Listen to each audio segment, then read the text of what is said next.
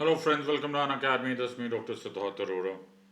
जहाँ देखो जब देखो आजकल यही दिखाई दे रहा है, कभी ये लैंग्वेज कभी वो language. We are just discussing languages on some और द अदर एस्पेक्ट। कभी महाराष्ट्र में मराठी की बात हो रही है, कभी कर्नाटक में कन्नड़ की बात हो रही है। Now in the latest of this we are now noticing कि जम्मू एंड कश्मीर गवर्नमेंट का एक ऑर्डर आया था विच इज़ दैट अगर आप नायब तहसीलदार के पोस्ट के लिए अप्लाई करना चाहते हो तो you will have to use only Urdu. Only then we will entertain your application. कमाल हो रहा है। ये देश एक यूनाइटेड, एक यूनियन ऑफ स्टेट्स बोला गया था। India that is Bharat shall be a union of states. Language was nearly utilize as a means of communication. हमने ये सोचा था यूनिटी इन डाइवर्सिटी होगी।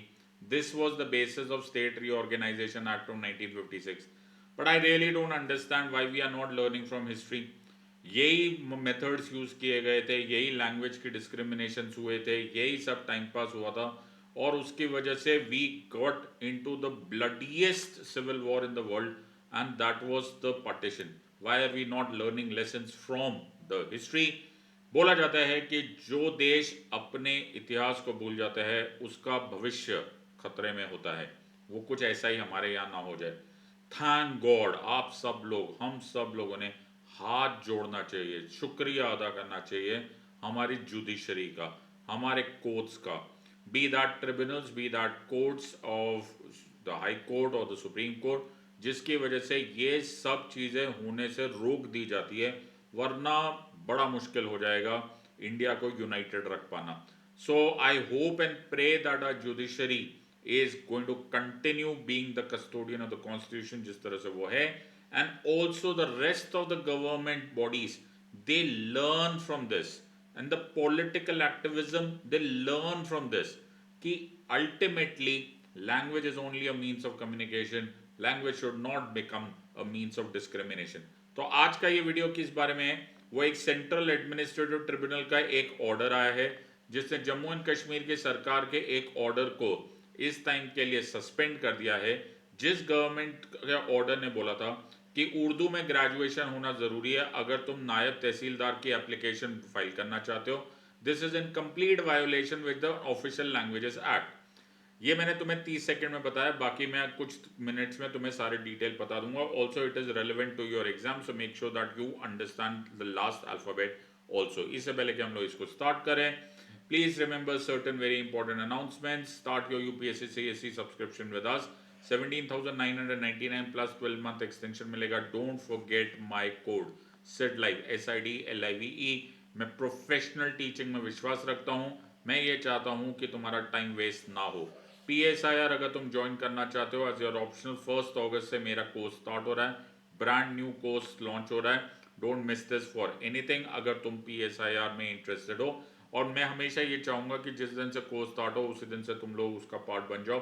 Sometimes it becomes difficult for you to wrap your head around the course once we are halfway or somewhere in the middle. So make sure that you start studying from 1st of August.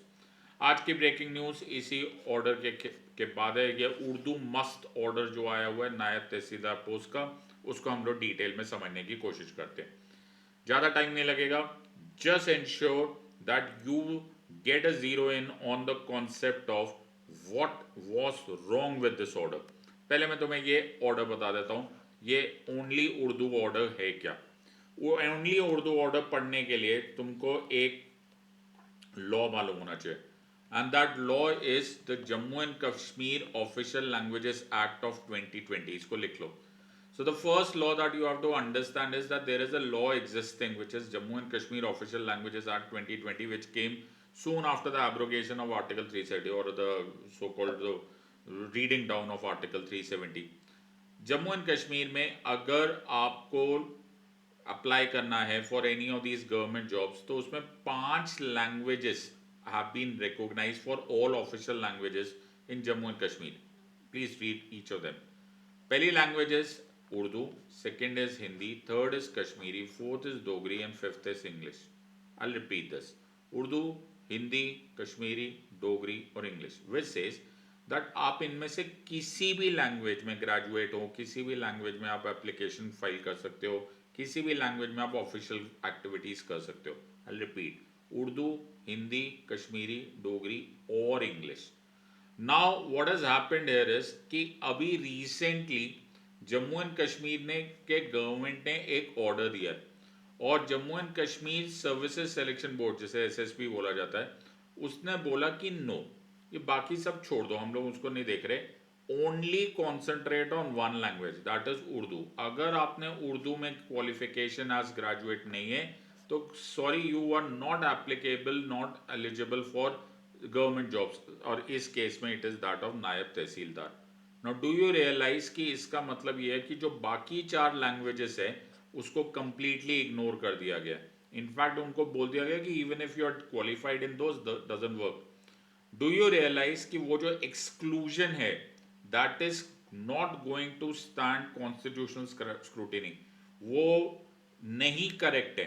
And that is why central administrative tribunal Jammu bench में एक challenge file किया गया on this order कि ये किस तरह का order है कि आपने उर्दू ओनली को अपनी क्वालिफिकेशन मान ली। And the case which was challenging to Urdu mandate for Naib Tehsildar post becomes now the point of focus for all of us. In fact, पूरा देश ये देख रहा है। So what has CAT done, or what have they done? They have stayed this order. Stayed का मतलब क्या होता है? Stayed मतलब अभी के लिए उसको रोक दिया गया है। इसका कतई ये मतलब नहीं है कि केस खत्म हो गया है। जम्मू एंड कश्मीर गवर्नमेंट को नोटिस भेजा गया है, एंड अगस्त में 13 अगस्त if I am not wrong अगली डेट है। Now they are suppose to file a reply. Jammu and Kashmir को सरकार को एक रिप्लाई फाइल करना पड़ेगा कि why have they done it, and they have to explain their cause. ऐसा ही होता है जब भी कोर्ट किसी भी तरह के ऑर्डर स्टे करेगी, तो ऐसा थोड़ी ना होगा कि फैसला उसी के टाइम सुना दिया जाएगा। It is only an interim stay. So इस टाइम पर वो स्टे है, अभी के लिए रोक दिया गया है, and Jammu and Kashmir government इसको जवाब देगी। Audi alteram partem, principles of natural justice, everybody has gotten an opportunity or will be getting an opportunity to present its own side। तो जम्मू एंड कश्मीर सरकार इसको जवाब देगी, but I don't think Jammu and Kashmir सरकार के पास कोई जवाब आने वाला है, because Jammu and Kashmir government का ये order at least prima facie on the face of it arbitrary लग रहा है, और prima facie it is against the concept of equality under article 14। Article 14 जो हमारा फंडामेंटल राइट है, मौलिक अधिकार है, वो बोलता है that the state shall not deny to any person equality before the law or equal protection of laws within the territory of India। तो ये इक्वालिटी बिफोर लॉ तो लग नहीं रहा है, बिकॉज ऑफ द फैक्ट कि उर्दू, हिंदी, कश्मीरी, डोगरी, इंग्लिश, 5 लैंग्वेजेस को आपने रिकॉग्नाइज किया हुआ था। सडनली यू आर सेइंग कि उर्दू ओनली वाले ही एप्लीकेबल है, बाकी लोग एप्लीकेबल ही नहीं है। Now it doesn't seem by any stretch of imagination equality before law और equal protection of laws. Let's see, for the sake of argument, अगर सरकार ये बोलने की कोशिश करेगी कि हम लोगों ने रीजनेबल क्लासिफिकेशन किया है, which is the only way in which article 14 में तुम कोई स्पेशल लॉ बना सकते हो। यस, आर्टिकल 14 स्पेशल लॉ बनाने की इजाजत देता है, फॉर इंस्टेंस जुवेनाइल्स के लिए, शेड्यूल कैस्ट शेड्यूल ट्राइब्स के लिए, विमेन के लिए, यस अलाउड, लेकिन वो रीजनेबल होना चाहिए, जायज होना चाहिए, उसके पीछे कारण होना चाहिए, और वो कारण इंटेलिजिबल डिफरेंशिया पर होना चाहिए, यानी कि कुछ जायज वजह होती है तब हम उसको रीजनेबली क्लासिफाई कर सकते हैं। उसका एक रैशनल नेक्सस होता है। If I would be you, then I would be writing these words rather than just looking at the screen. ये लिख लो, रीजनेबल क्लासिफिकेशन आर्टिकल 14 में तब किया जा सकता है जब number 1 intelligible differentia, you apply your mind and on the basis of some logical basis you classify them into separate categories। for instance, women के लिए हमने special laws बनाए हुए, of course it is defensive, protective, defensive separation। scheduled caste, scheduled tribes, prevention of atrocities act of 1989, yes, because article 17 untouchability, that is where it emerges from। juveniles, adults और juveniles age difference दिख रहा है, नजर आ रहा है, intelligible है, rational nexus है, then we do it. अब उर्दू, हिंदी, डोगरी, इंग्लिश वाले इस वाले कैटेगरी में, कश्मीरी में हाउ डू यू एक्सप्लेन कि उर्दू वालों को अप्लाई करेंगे, बाकियों को हम अप्लाई ही नहीं करेंगे? आई really don't understand this part. पहले तो मुझे ये नहीं समझ में आता कि ये कौन इस तरह के ऑर्डर साइन कर देता है। उनको क्या लगता है कि ये कॉन्स्टिट्यूशनल चैलेंज होगा नहीं? And on the face of it ये बड़ा अजीब लग रहा है। So I don't think it is going to stand constitutional scrutiny. Judicial मस्तर में प्रॉब्लम आने वाला है, बिकॉज जहां तक मुझे ये लग रहा है कि no rational basis to restrict eligibility to Urdu alone दिखने वाला है। अब मैं भविष्यवाणी करने के लिए बैठा नहीं हूं, but at least in my limited understanding of law, I don't think there seems to be any kind of reasonable classification, and I understand this would be a arbitrary discrimination मानी जाएगी। और ऐसा कुछ होगा तो गवर्नमेंट का, या तो अगर government sticks on it's grounds, Jammu and Kashmir government ने फैसला कर लिया दैट नो जी हम तो ये करके ही छोड़ेंगे, then I am sure it will go on a higher court, high court, problem Jammu and Kashmir high court, और अगर और भी ज्यादा होगा तो may be the supreme court. But या ये होगा, या फिर they will accept the mistake and they will withdraw it. एक और ग्राउंड है, if they are able to cross this barrier, then the another ground is article 16, because article 16 भी एक मौलिक अधिकार है which says equality of opportunity in matters of public employment. भाई public employment में जस्ट बिकॉज आपने एक लैंग्वेज सीखी नहीं, बाकी 4 लैंग्वेजेस को जो रिकॉग्नाइज है उनको आप बिल्कुल इग्नोर करके मेरी पब्लिक एम्प्लॉयमेंट रोक रहे हो, it certainly violates equality of opportunity. एक मनेका गांधी केस हुआ था, that was called as Maneka Gandhi versus union of India 1978। Maneka Gandhi versus union of India 1978 में पहली बार ड्यू प्रोसेस ऑफ लॉ, उसमें एक्चुअली प्रोसीजरल ड्यू प्रोसेस की बात हुई थी। उसमें एक डॉक्ट्राइन यूज होता है, उसको बोलते हैं doctrine of आर्बिट्ररीनेस।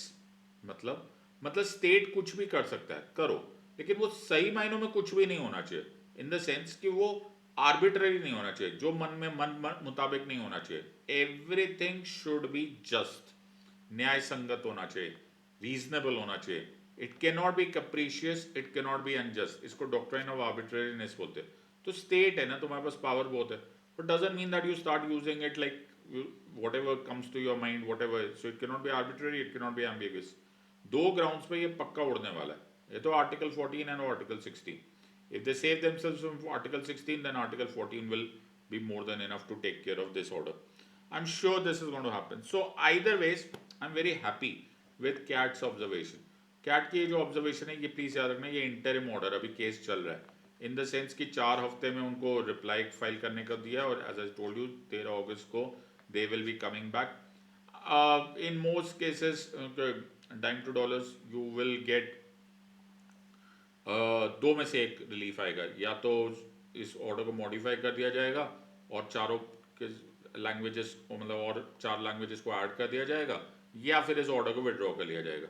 Right, I am sure दो में से एक होगा, लेकिन वो आने वाला वक्त दिखाएगा, बताएगा। At least as students of law हमें ये दिख रहा है कि ये गलत है। So I am very happy and सलाम once more to judiciary, that they are the strongest pillar of democracy. They always ensure that the constitution is upheld, they act as the custodian of the constitution, proud of our judiciary, and that is very important। so implication क्या है, ये language based discrimination in public recruitment अगर कहीं और भी हो रही है, because nowadays we are reading about languages much too often, at least much not to our comfort, जितनी बातें होनी चाहिए वैसे होनी नहीं चाहिए थी। ऑल्सो इंपॉर्टेंट है कि ऑफिशियल लैंग्वेजेस एक्ट को फिर से हमारे हाईलाइट में लेगा, तो now everyone remembers these 5 languages, तो फिर I don't think any government authority will pass any such order which is a capricious order. And ये एक और इंपॉर्टेंट बात है in terms of governance, it will encourage inclusive policy, specially in a place जहाँ पर Jammu and Kashmir, जहाँ पे काफ़ी सारी लैंग्वेजेस को यूज किया जाता है। आई am sure that will be ensuring कि inclusive policy making होगी by the government of Jammu and Kashmir, not only now but also in the future। अच्छा फैसला, I am sure everyone will be with me. और एक बार comment section में डाल देना, are you happy about it और are you not happy about it, what are your views, अपने विचार डाला करो। Your UPSC aspirants, UPSC aspirants को सिर्फ ऐसा पैसिवली टीवी देखने की आदत नहीं होनी चाहिए, you should have an opinion, and that should be a reasonable opinion, rational opinion. चुपचाप से वीडियो देखा, वाह वाह वाह वाह वाह किया, doesn't help you. You should know how to summarize the video। इस वीडियो को summarize करो, put it in say 200 words, put it in the comments, I'll be happy to see some intelligent comments in your answers। so what is going to happen, let's see in the next month final adjudication होगा, possible implications होगा, बाकी states को भी एक precedent मिल जाएगा कि अगर Jammu and Kashmir में ऐसा हो रहा है तो हम भी ऐसे नहीं कर सकते, and so on so forth, but that's a different issue. एक एमसीक्यू करने की कोशिश करो। You have the central administrative tribunal recently stayed a Jammu and Kashmir government order that made graduation in Urdu mandatory for the post of Naib Tehsildar. Which of the following statement best explains the basis of tribunal's interim order? Go for it. You have 30 seconds.